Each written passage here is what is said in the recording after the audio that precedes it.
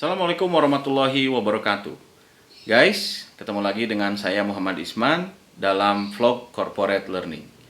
Sebelum saya mulai vlognya, saya informasikan terlebih dulu pada Anda bahwa saat ini saya merekam vlog ini dengan menggunakan Samsung A7 sebagai kamera ya. Dan untuk audionya saya menggunakan iRig Mic Cast 2 ya. Jadi mudah-mudahan informasinya bermanfaat ya, informasi gear atau peralatan yang saya gunakan itu. Nah guys, kemarin ceritanya saya ketemu dengan seorang director dari sebuah multinational company. Dan menariknya kita diskusi tentang technical training ya. Tidak banyak diskusinya karena waktu beliau juga tidak terlalu banyak juga.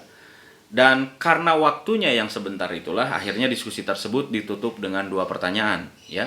Pertanyaan pertama, mungkinkah technical training dilakukan secara klasikal ya. Jadi technical training itu kan karakteristiknya teknis ya, benar-benar melatih sesuatu yang sifatnya teknikal sekali. Yang kedua, ini kebalikannya ya. Technical training itu kan biasanya juga ada yang dibawa ke workshop, dibawa ke bengkel, atau dibawa ke tempat simulasi begitu, atau juga ada yang diterjunkan langsung ke lapangan. Nah, yang kedua pertanyaannya, mungkinkah technical training itu tidak menggunakan kelas sama sekali, tetapi langsung diterjunkan ke lapangan? Di vlog kali ini, saya akan bahas dua pertanyaan itu.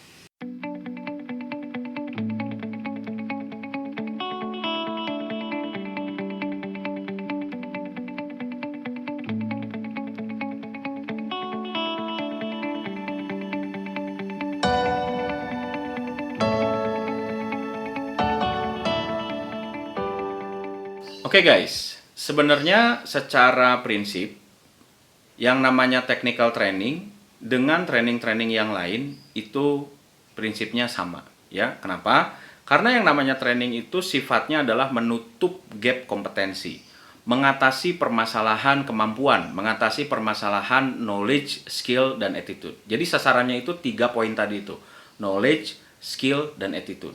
Nah, sekarang mau itu technical training, mau itu leadership training, mau itu managerial training, semuanya itu pasti selalu di dalamnya mengandung unsur knowledge, skill, dan attitude.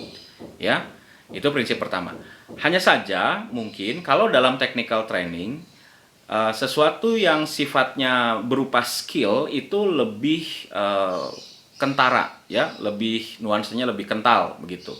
Ya, namanya juga teknikal ya. Jadi dia memang sangat-sangat memerlukan sekali skill ya, skill-skill teknik untuk dilatih kemudian nanti diterapkan di tempat kerja para pegawai atau para peserta training teknikal tersebut.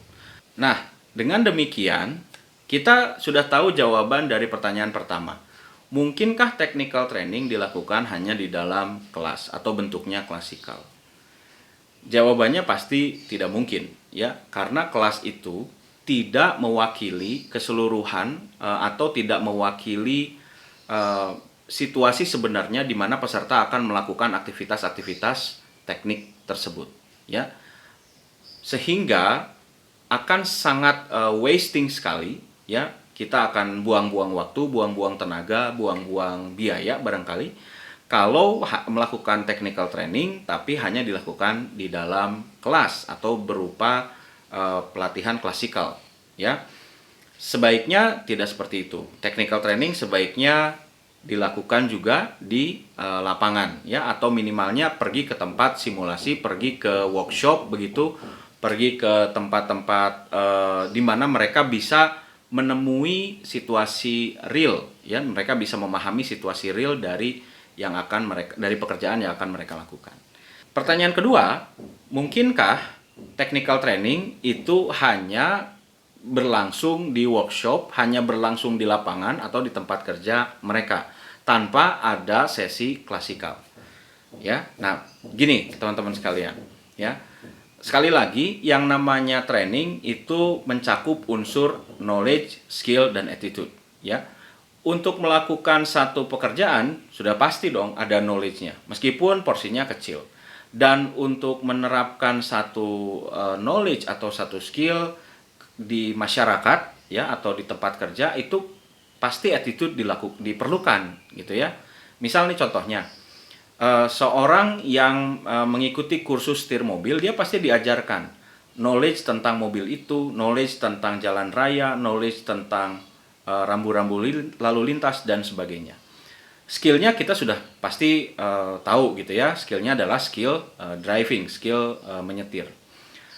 Tapi kan di situ diingatkan juga ya, diajarkan juga bagaimana attitude kita sebagai pengguna kendaraan tersebut, orang yang nyetir mobil tersebut, bagaimana attitude kita kepada pengguna jalan raya, bagaimana attitude kita kepada pengguna kendaraan lainnya, ya, bagaimana attitude kita ketika menghadapi lampu kuning, ya, dan sebagainya. Nah itu semua diajarkan, ya, meskipun porsinya tidak sesignifikan yang bagian skillnya.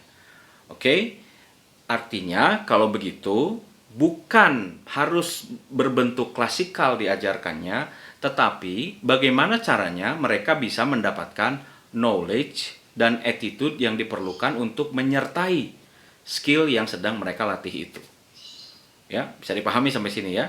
Jadi pertanyaan kedua kan tadi, apakah mungkin technical training itu hanya dilakukan di tempat kerja atau di workshop saja tanpa ada klasikal? Jawabannya mungkin saja, ya, mungkin saja. Cuma pertanyaannya kembali,